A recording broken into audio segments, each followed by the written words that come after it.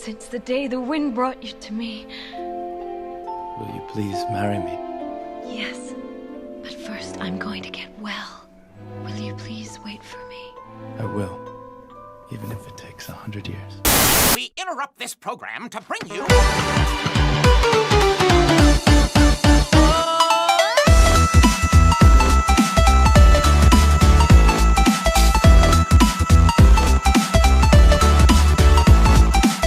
All right, everybody, my name is Kevin. And I'm John. I'm Adam. And I'm Julie. And we are the Real Movie Guys. Ladies and gentlemen, it's May, so you know what that means. Real anime. Real Anime is a special event where we take a look at all your favorite anime films, but this one specifically, we're taking a look at the works of Studio Ghibli. Today's episode, we're going to be reviewing The Wind Rises. A look at the life of Jiro Horikoshi and the man who designed Japanese fighter planes during World War II. All right, guys, I got a confession to make. We're going to have a little story time just real quick here before we jump into this review. First time I saw this, I did see this in theaters, and I hated this movie for quite a long time. There's a lot of issues, a lot of things I really didn't enjoy, and after rewatching this movie, and this has been, it came out like 2013, so it probably came here a couple years after in theaters I saw it, and then, 2023. Guys, I watched this movie. I really love this movie. I actually have such a crazy, deep appreciation for how Miyazaki is trying to do here. At the time when this movie was released, this was his last movie.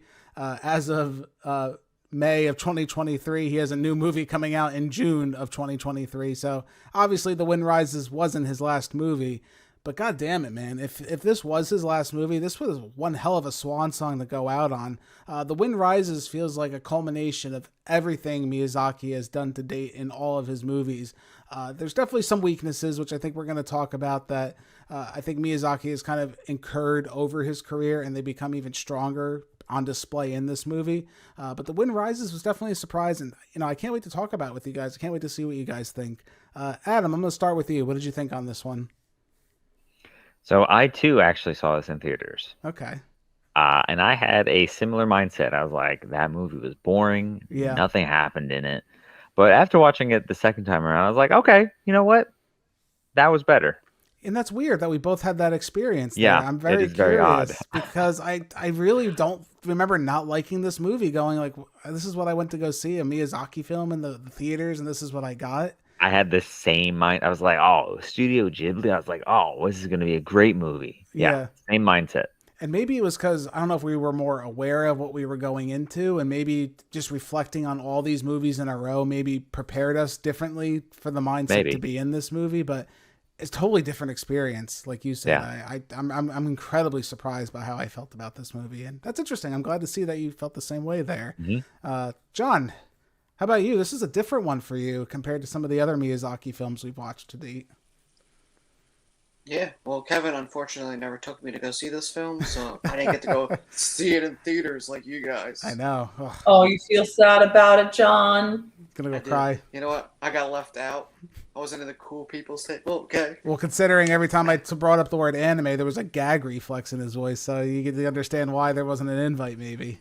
And after that last movie, you could see why. Yeah. It's terrible. But this movie was definitely very interesting. And I was kind of looking for Porco Rosso to show up in this movie, not gonna lie. Right. I was waiting for some good comedy bits coming from him. But I can see, through this movie, that Miyazaki loves planes and flying. Because in a lot of his movies, he has either planes or people flying or some way of getting around, usually flying. And I think that's interesting. I feel like that comes from someone in his family or something. Somebody's connected to it in a way. Because he always tells stories through people that he knows and stuff. And I feel like this comes from somewhere. Yeah, I think any movie he makes or puts his hands on, there's some kind of deep personal connection somewhere along the lines in this movie. And I think if The Wind Rises, like he said at the time, was his last movie, this just feels like a true, almost like a biography on himself to an extent. I could definitely see how he relates himself in this movie through the character of Jiro Horikoshi, who is a real person who did invite the World War II fighter plane, which we will talk about some of the depictions there. But, you know, I can see how he kind of put himself into this movie, which we will talk about. But yeah, I'm glad you're able to see that, John. I'm glad you were able to see, like, just, you know, that appreciation really comes through in this movie with everything he does, especially the plane aspects, the love of aviations, without a doubt. Some of the movie there's really long scenes of just talking about airplanes, which I really don't know much about airplanes, but it sounded pretty interesting. So credit to them for that. Julie, how about you? What'd you think on this one? Because I remember, once again, you had a similar mindset I did when we watched this movie initially. Yeah, definitely similar to you and Adam, where I thought this movie was boring. It was one of those things where, I mean, when I had seen this, I had recently seen like Totoro and Spirited Away, Howl's Moving Castle. So I was definitely expecting some kind of more fantastical elements to happen. And I remember leaving the theater being very disappointed and bored after the fact. The second viewing now, I definitely enjoyed it a lot more. I like that John brought up the aviation thing because it really does feel like the culminating event of all of his movies.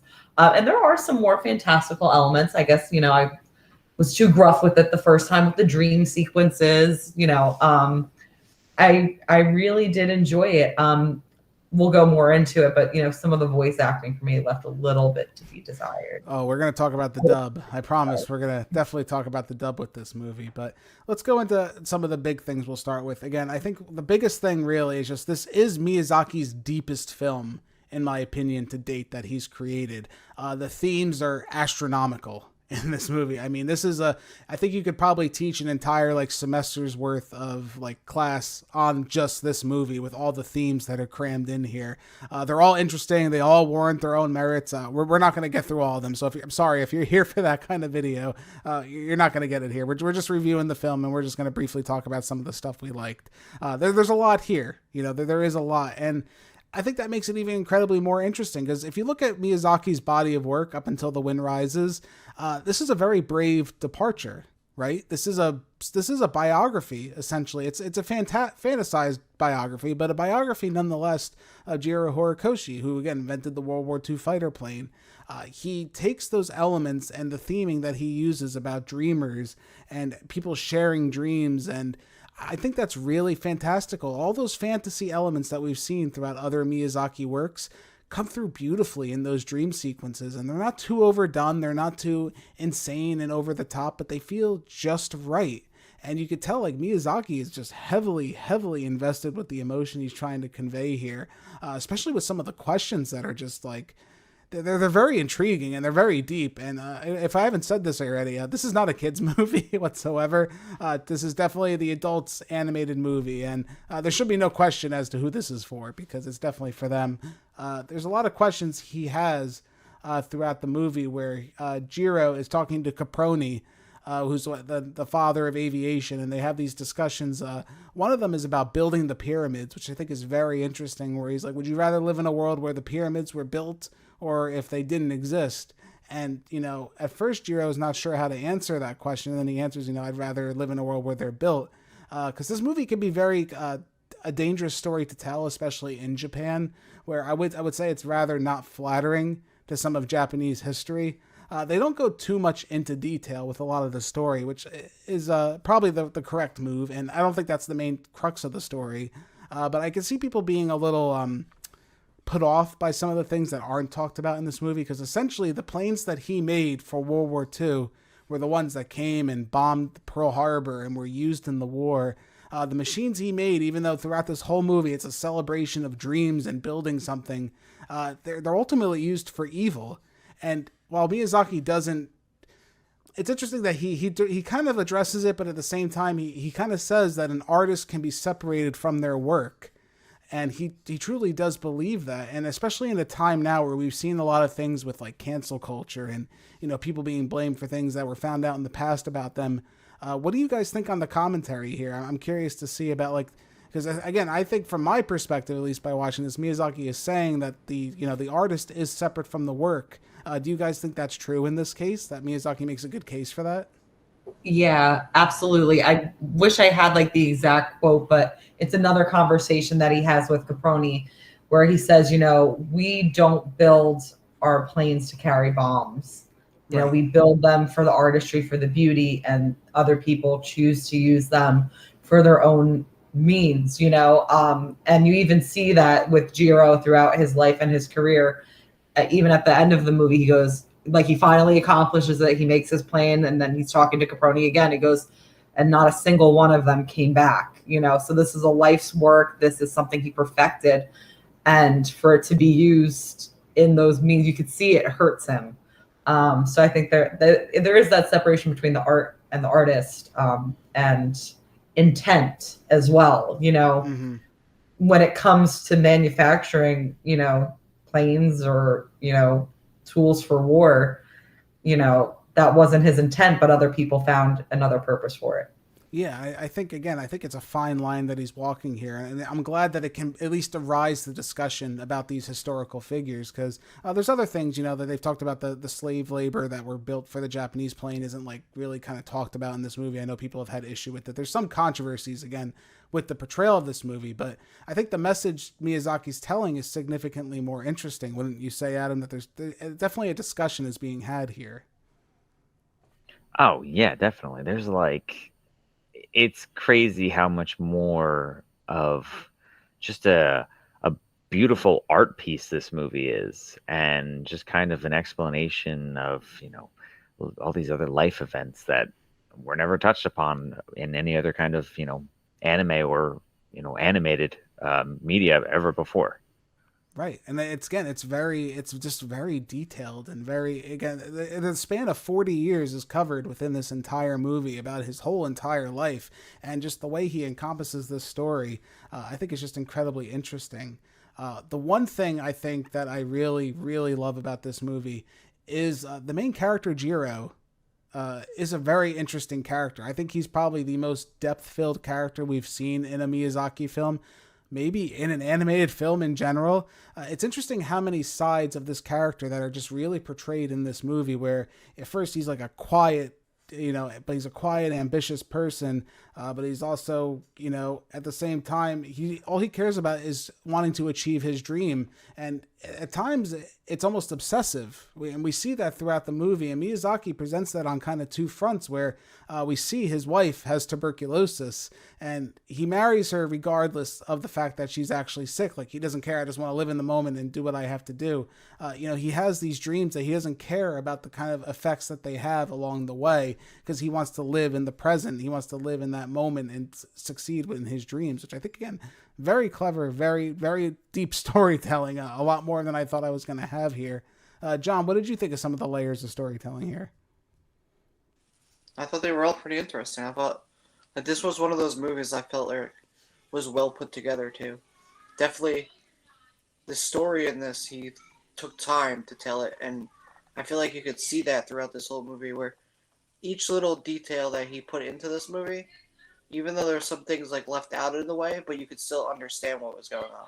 Yeah, I think so. I think it is, you know, relatively easy to follow. There's definitely some spots there that I think are a little bit messy, which I think we'll talk about a little bit.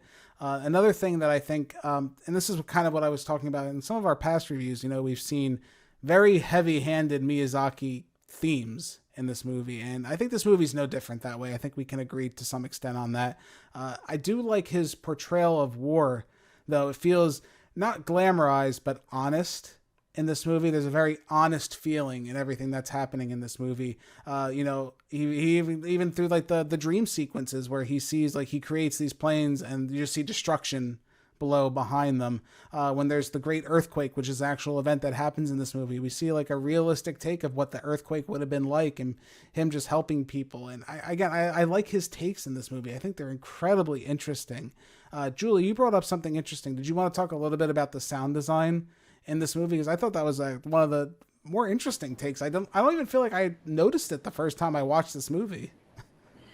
Yeah, not even just the sound, but I guess the sound in combination with the visuals, especially with the earthquake scene, where you literally see, and it's how people describe the ground move up in ripples, almost like waves. And I think, Kevin, you brought up, it's voice actors kind of contributing that sound. It's like the boom of the earth shaking. and everything is just impacted by it. You really kind of feel like you're there. And it's very, trying to think of the right word for it, but it's more powerful than unsettling, but it's very cerebral and surreal. Like you feel like you're there, and it's just uncomfortable. I don't know. I feel like it's a very authentic sound interpretation of a natural disaster or, planes bombing. And not even so much that. I think we talk about the animation being something that's just so full of life, and this movie definitely has that. This is probably, again, one of the most beautifully animated movies that he's put out to date. But adding these like almost unsettling characteristics to the sound design, where you hear like someone like growling like under their breath when like the earthquake is happening, or when the engines of the plane is starting up, it's actually someone going like brr, brr, brr, brr. It's actually these organic sounds. It's not actual just sound effects being thrown in the movie. What do you think of that take, Adam? Why do you think that would have been a choice maybe that Miyazaki made? Because it's very different. Maybe it is just to be so unique, because I guess, especially in comparison to all the other movies that he's made, they all have some sort of, theme or animation style or something to make them stand out more. But, and now when I think of The Wind Rises, I'm going to think about that really, really unique sound design, because that's never happened before, at least not that I've seen. It's interesting because I feel like he does it in order to make everything feel more living in the movie. Like all these events are living and happening, or even maybe to a higher extent, everything's more surreal, because a lot of this movie is about like a man's dream and Jiro's dream throughout the entire movie. So adding these more surreal elements add a little bit to that mystique of what we're watching, that history, that beautiful dream that Jiro's having. This is how he's seeing it. This is how he's in taking these elements that are happening to him. Again, it's not something it's noticeable, but again, it adds another depth that you really have to sit there and think about, which again, it's just incredibly interesting to me. John, about the animation with this one, I didn't really notice any static images really in this movie. Did you? We've seen, especially with like Arrietty, who wasn't done by Miyazaki, they used a lot of static backgrounds. This movie, I don't know if you noticed it, there was a lot of fluid, everything had fluid motion in this movie, just about 100%.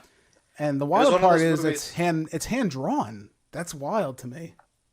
That's always the best one, when it's hand drawn, and you can almost see it throughout. When you can see a movie's hand drawn and drawn well, that's what I love the most. Like, this movie definitely is a spectacle just through the drawing itself. I would argue it might be one of the best hand-drawn animated films of all time. I think there's an arguable case for that. Whether or not you think the whole story, and that's a whole nother subject, but just as far as an animation standpoint, the wind itself is actually almost drawn in this movie, because everything the wind touches gives it life. And I really like that. All the characters are motivated by the wind. When Jiro meets his future wife, there's like a wind element that pushes them together. You see the wind kind of push him in different directions. And even though it's not something we can see, it's something Miyazaki brilliantly displays in the movie, because again, nothing feels static. There's always something moving in the background, foreground. There's something always in motion, which again just breathes so much life into this movie.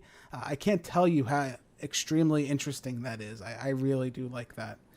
He does a lot of cool things of like overlays too. I think it's when when he's a young boy and he's like looking up at the sky, and then they like do a mix, like an overlay over Jiro's face of like the sky or something else. He does some really interesting things in addition to like the wind movement and sound design. Yeah. Now this movie, again, we could talk about hours for all the elements that are in this movie. It's incredibly deep.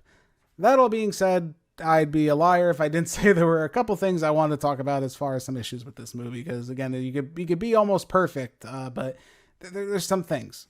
The heavy-handedness, again, is definitely there with Miyazaki. It definitely feels like he had an agenda with this movie, and he was ready to sell his soul to do whatever he had to do to get it across. And it's there. It's heavy, at times, again, with all the the dream-like sequences, man becoming dreams. Again, I feel like this is almost autobiographical to a fault at times, and sometimes it's kind of hard to watch. Maybe it's just me, just because I've seen things and read up a little bit on Miyazaki and just how he is such a workhorse. And it seems like he kind of relates to Jiro as being someone who just buries himself in his dream and his work and hopes he has something to show afterwards, and maybe he can better society in some kind of way. It's kind of sad to see. And even like the scenes of Jiro smoking, I always relate those to Miyazaki, who's always got like a cigarette in his mouth every picture I ever see of him. Chain smoking to hell for sure. But there are some things I think that definitely hold this movie back.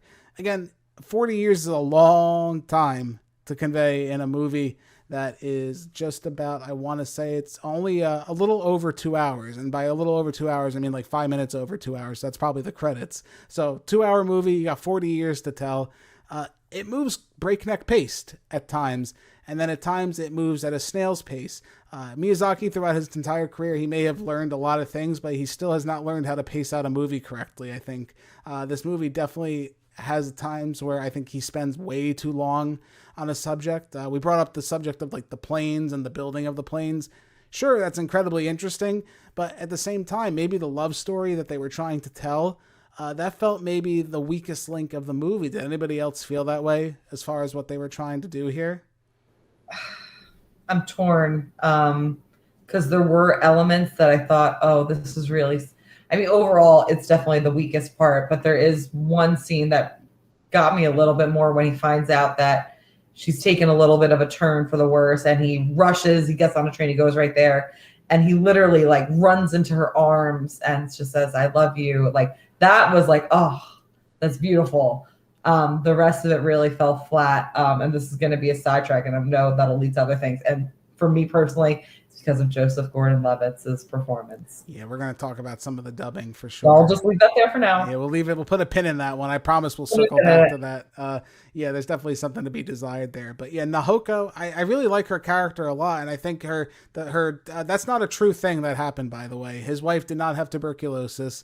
She actually lived a very long life, the two of them together, and they had like 2 or 3 kids or something together. So that didn't happen at all. That was the thing about this movie being a biography is all the characters and their outward actions. So like him building the planes and all that, that's all factual, right? So all those things actually happened. As far as their personal lives, I want to say it's like 100% made up at this point. None of that actually happened. He made up and fantasized people's entire personal lives for this movie. Didn't his mom have tuberculosis though? Oh, his mom did, but not his wife. So maybe there's something interesting there. You know, he's relating things that happened to him in his life, but tuberculosis was incredibly common in Japan, and you know it was a bit of a pandemic. So you can definitely see he nails the parts with that. But Adam, talk to me a little bit about the love story here. Did you feel it was a little bit lacking? I gotta be honest. I feel like I would have preferred just a story about Jiro and achieving his dreams. Maybe if it was like some sort of, I don't know. I feel like they could have gotten a little bit more if the movie was just maybe 20 minutes longer. Right. Maybe it could have been paced out better. But I mean, it sounds scummy, but I feel like Nahoko was holding the movie back. It does a little bit because we were introduced to her early on, right? And then we never see her again. Yeah. And then suddenly she's introduced back after Jiro has his big failure as an engineer. He fails at creating this plane, so the company sends him on retreat to go and relax, have a good time. And that's when he runs into her again. And it's like a whirlwind, which maybe is the point to some extent. You know, he's so focused in his work, he's only able to divulge these like small bits of time to like some kind of personal life that he's trying to have, but it moves quick and it feels very unnatural at times. And even when he seems like he does care about her, it seems like he doesn't at the same time, except for like a few moments, like Julie said, when he finds out she's sick, he like stops everything he's doing. But even then, does he really stop? I really like the commentary that they're doing here because there's such an obsession with his dream that even while he's on the train to see his now wife at the time, who's very sick with tuberculosis, he's got like his slide ruler out and he's drawing on the train to go see her. Like he never stops working. Yeah. However, though, the teardrops though going onto the page, that was another, like that whole sequence I think was great. Yeah. But yeah, he's chained to his work. Yeah. It's interesting how they blend the obsession with the personal life. And again, I can't help but feel like there's some sort of Miyazaki connection with all that. Not that he would ever admit that in real life, but there has to be some sort of connection between obsession and a personal life, I think, here. All right, let's just jump into it because I know Julie's ready to talk about it. The dubbing for this movie leaves a lot to be desired, in my opinion. And really, I would say most of the cast is serviceable, I would think. Can we maybe agree with that for the most part? John, how about you as far as the cast? Do you think they're pretty good for the most part? Yeah, overall, they were pretty good. I didn't hate them. Yeah, and there's a lot of names. There's John Krasinski from The Office, his wife, Emily Blunt, Martin Short, Stanley Tucci, what's his name? I can't remember his name. Werner Herzog, who plays a German man, which is probably like my dream to hear him voice a German man in a movie. It was probably one of the best things I've ever heard in my entire life. Then we come to Joseph Gordon-Levitt. The titular character, Jiro himself. He at times was unbearable to listen to.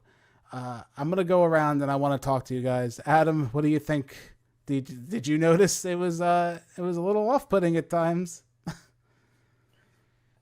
It was distracting. It was. It was unfortunately distracting because I don't know. I like this. This is what makes me want to watch like the sub because I want to see how much more of an impact that would have on me, compared to this. So, not knowing the sub version at this point, what do you think's at blame here? You think it's him? You think it's the direction? Like what? Because I can understand what he's trying to go for, right? Would you say he's trying to be that quiet, introverted, almost like robotic man?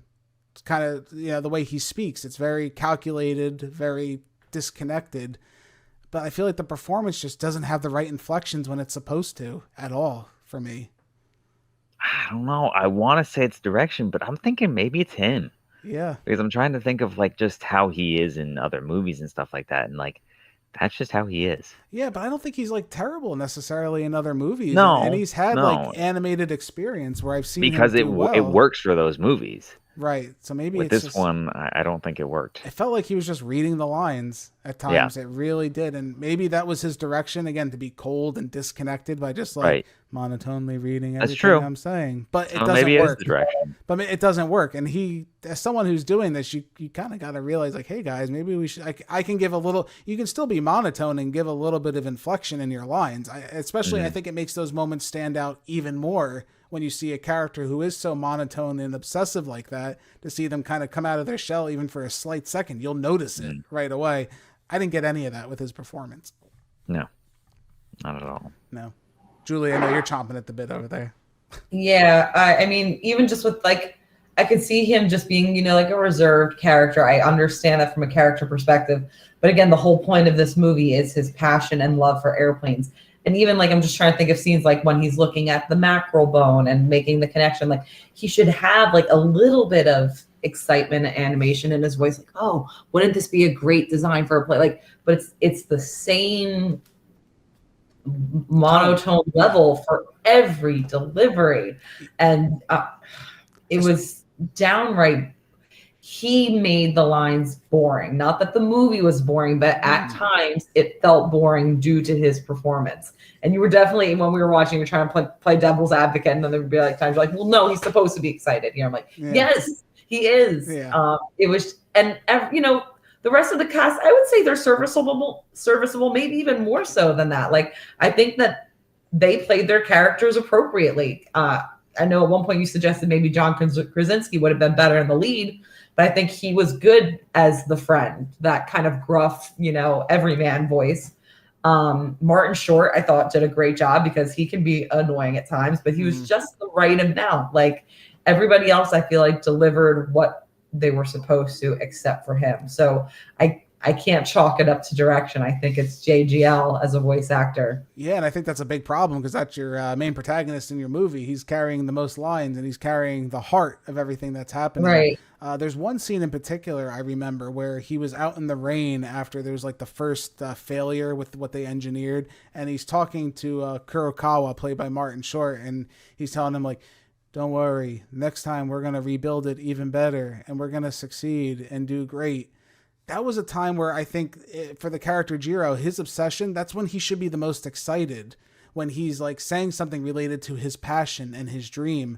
Those are the inflections that I'm looking for the character to tell me, to orchestrate and show me how strong his obsession is. If he's excited when he's talking about planes and then he's more monotone when he's just talking about regular conversation, that would make more sense to me. But the character they just don't pull it off well. John, did it bother you at all throughout this movie? Is it something you noticed with the voice acting? I noticed it, and yeah, it was kind of bothersome, but I also think that's the one thing that we have too, where a certain voice character that they pick sometimes can change or make a role differently by the way they are. Right. And, I'm going to bring this up. I took the time before we watched this video to go through a couple of those scenes to watch them in Japanese because I had to know. I couldn't, like Adam said, if only I could, just hear it for a little bit to see. The Japanese voice actor does do inflection in his lines when he's speaking for Jiro. So I will 100% blame. Again, I can't say who it is for sure, whether it's JGL or the Disney direction. Because in this movie, I even noticed it a little bit more, kind of like we said with Arrietty. And these movies aren't comparable as far as, the type of quality of movie. But I think the dubbing felt, again, a little bit lazy on this. So I don't know if Disney was kind of just coasting out the rest of its, tenure with the Ghibli contract, because I noticed even some of the mouth movements just weren't there for some of the dubbing, and you could have done a little bit better with that. Disney has the money to do that and to try and work these lines together a little bit stronger. We see it with Funimation and other studios today who are known for that, for working their studios. Disney definitely could have taken the time for this, and that's a little disappointing, especially because this movie was nominated for Best Picture.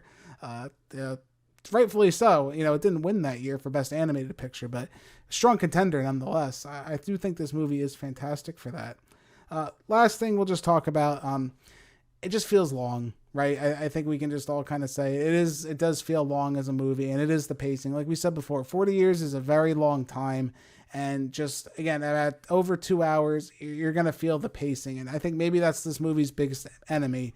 Miyazaki had a lot of story to tell, and he just didn't have as much time as maybe he wanted to. And even the glaring historical inaccuracies, I'm not one to go out and research everything that happened in this movie, but for those history buffs out there, I know it's going to bother some people, and I can understand that, especially when you're using these real characters and kind of telling a semi-autobiographical story, and you're just changing history with their personal lives. Could be a little off-putting, so I'm definitely going to see some things there, but I think we're ready to give our final scores. I'm going to give The Wind Rises a 9.7 out of 10. This is my dream, I think it's mine too. Your dream? Listen, Japanese boy, so you think we are sharing this dream?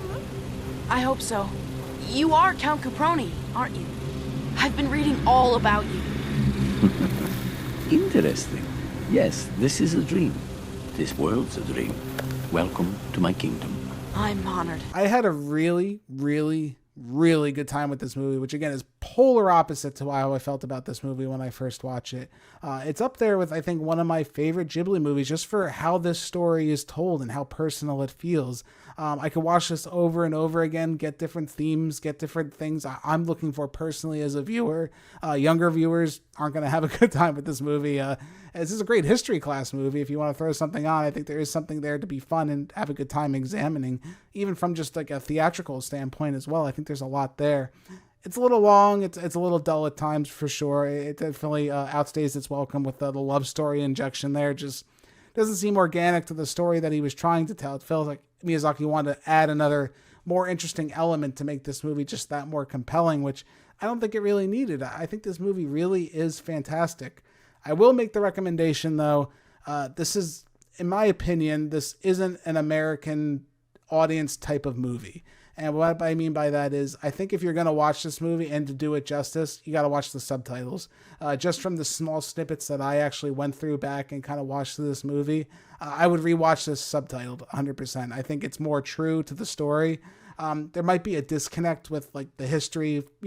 Again, we're an American viewing Japanese history, and for us to kind of dub over their history and kind of tell our own version of it, it feels insincere to some extent. So I think if you can, and you're able to, I think the subtitle version is the way to go. The dub just doesn't know favors, and I'm kind of happy Disney kind of lost the license to Ghibli because, they kind of wrote out their welcome, I think, with the end there. But again, The Wind Rises definitely up there with one of the best works from Hayao Miyazaki, and up until recently was one of his last, but, it only lasts as long as he wants to. So, Adam, how about you? What do you think on this one?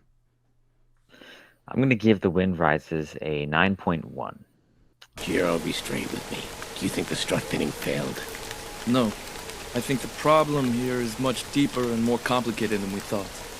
I will never forget what I saw today. It's like an endless road has opened up before my eyes. Those few things, they do hold it back, but not enough for it to detract from the absolute beauty of this film. It's just like such a treat to even just watch and look at it. It's very enjoyable, and I do recommend it. Yeah, I think so. I think this definitely has a place within Miyazaki's work, and it's interesting that it does feel like a swan song, and to some extent, if it was, I definitely wouldn't have been upset with that. I think it definitely would have earned a place there. John, how about you, man? What do you think on this one? I'll give The Wind Rises 8.2. This will be your desk. It's important. Nobody likes it. Maybe you will. Yes, sir. Work goes here, hack goes there. Yes, sir. Listen up! This is the new engineer on the Falcon project. It's that genius we've been hearing all about. Name genius? Jiro Horikoshi, I am very happy to be here. Get to work. Yes, sir. And the rest of you, get back to work. I thought it was very enjoyable. Good movie. One of the better Ghibli movies, definitely, I feel like. And I actually enjoyed it. Might actually watch it again. That's a shock. That was worth doing this whole series just to hear you say that. Dog. Don't get used to it. I'll take what I can get, man. That's great. I'm glad to see that you enjoyed it, though. Again, this is definitely a more mature Miyazaki story. Do you think that maybe had something to do with it, John? Do you think that was maybe why you related more to this one? I don't know. I just thought like the whole airplanes war kind of thing was interesting. I feel like that maybe got me. Yeah, I think there is something. I think that's something to be said, that there is a theme or something someone can latch onto. There's almost something for everybody besides a small child. There's everything in this movie for you to find something in. Miyazaki definitely throws everything to the wall, and for the most part, I think a lot of it does stick. Julie, how about you? What do you think on this one? I'm going to give The Wind Rises a flat 9 out of 10. Darling. Due to Joseph Gordon-Levitt's flat performance. Other than that, it was a beautiful movie. The layers of storytelling alone are just so complex. There's so much to dig into. Like I will watch this probably a few more times, in the future, just to see what else I can get out of it, what else I can notice. Because, my experiences between my first time and this time, how radically different they are. I'm curious to see, upon further rewatches, what I'll notice. Everything was just beautiful. The storytelling, the visuals, the sound, and everyone else delivered a pretty solid performance. Yeah, and it's interesting. Something we didn't talk about with this movie, just real quick, was the finale of this movie kind of just ends like a typical Miyazaki movie. We have a final dream sequence, and the movie just kind of ends abruptly, right? It just kind of ends. The one thing is, though, I don't know if I necessarily minded that way it ended this time, because I felt like we got Jiro's story, and the dream just kind of ended. I know there were two types of endings that he was toying with this movie. It was one piece of dialogue specifically. He was trying to relate the story of Beatrice and Dante from Dante's Inferno, about his wife, who at this point we're assumed died in his dream. In the first version, she asks him to stay. I believe it's the word kite, which in Japanese translates to the word stay with me in this dream. But then they changed it to the rise, to the wind to rise, which is a very similar word as well. I think that's really interesting. I really like what Miyazaki kind of did with that ending, because it's kind of very uplifting for a movie that's pretty dramatic and kind of depressing through a lot of its storytelling. When you really deeply examine it, it's nice to see that maybe there is just a little bit of hope. And if anything, I think a lot of Miyazaki movies do that. There is always, you know, even if he's become an older man and he's starting to see more of the negatives in the world, he still sees that hope. And, you know, maybe not as much as in his younger days where he was more optimistic with movies like Totoro and Kiki that had these really uplifting type of stories. The Wind Rises, he's kind of beaten down at this point, but just because there's a little hope at the end doesn't mean that the story's over. And, you know, I really do appreciate that. Miyazaki is a visionary. Anything the man decides to make, I'm definitely going to give it a chance. But like I said before, if this was his swan song, this would have been the one to go out on, because I think it may not be the best Miyazaki movie from Studio Ghibli, but it's up there for sure. I think it's one of the most special. But again, thank you all so much for joining us for this episode of The Real Review. My name's Kevin. That guy over there, that's Adam, John, Julie. We are The Real Movie Guys. Real guys, real movies, real thoughts. We'll catch you next time. If you guys like what you've seen here today, consider giving this video a like and leaving your thoughts in the comments below. If you want to stay up to date with everything Real Movie Guys related, make sure to hit that subscribe button and check us out on Instagram, Twitter, and Facebook. And don't forget, all you audio listeners at home, we are available on many podcasting platforms. Just search The Real Movie Guys, you should pop right up.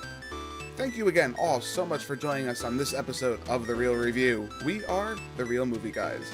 Real guys, real movies, real thoughts. Catch you next time.